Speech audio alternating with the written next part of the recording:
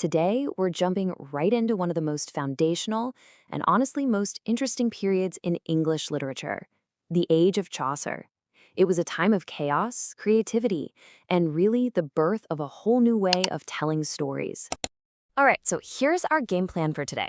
First, we're going to set the scene, looking at the wild world Chaucer lived in. Then, we'll get to know the man himself, dive into his most famous work, and finally, we'll talk about his incredible, long-lasting legacy. Okay, first things first. To really get Chaucer, you have to get the world he came from.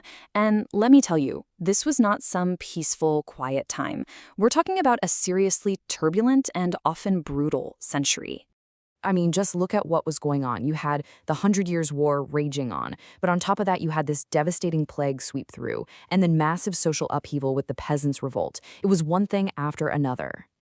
And when we talk about the Black Death, it's just hard to even wrap your head around the numbers. A third of the entire population of Europe gone in just a few years. A catastrophe on that scale changes everything. Society was completely turned on its head. So out of all this chaos comes our central figure, Geoffrey Chaucer. And the most important thing to know about him is that he was much, much more than just a writer. He was a man of his time, through and through. Yeah, you can forget the image of some lonely poet locked away in a tower. Chaucer was out there, in the thick of it. He was a civil servant, a diplomat, a traveler. He saw the world, he met all kinds of people, and he poured all of that real-world experience right into his writing.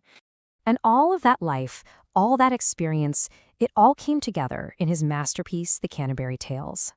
The idea behind it is actually pretty simple, but it's pure genius. See, the whole thing is built around this one idea.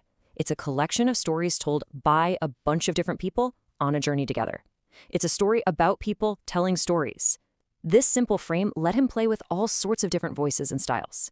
Honestly, the best way to think of it is like a medieval road trip. You get this diverse group of people from every corner of society, all stuck together on a long journey. So what do they do to pass the time? They decide to have a storytelling contest. Simple, right? But what a perfect setup. But here's the crazy part. As brilliant as the Canterbury Tales is, what we have today is just a tiny piece of what Chaucer actually planned. His original vision was, well, it was massive. So get this, the plan was for each of the 30 pilgrims to tell 4 stories each. That's 120 stories in total. Can you imagine? Sadly, he passed away before he could get anywhere close to finishing, so we're left with only 24 tales. Still amazing, but wow, what could have been? Even unfinished, the work is an absolute goldmine. It gives us this incredible, living snapshot of medieval society. You've got the rich, the poor, the pious, the corrupt. They're all there, and we get to see who they really are through the stories they choose to tell. And the impact of this unfinished book was just monumental. It's no exaggeration to say it shaped the very language we're speaking right now and cemented Chaucer's legacy forever. And people knew he was a genius even back then. King Richard II was so impressed with his writing, he awarded Chaucer a pretty sweet pension, a gallon of wine delivered every single day for life. Not a bad gig, right? But maybe his biggest, most lasting impact was his choice of language.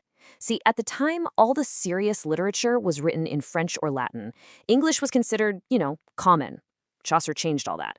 By writing his masterpiece in English, he proved it was a language capable of great art. It was totally revolutionary, and it inspired legions of writers, including a whole school of poets in Scotland who modeled their work on his. So it all leads to this final question.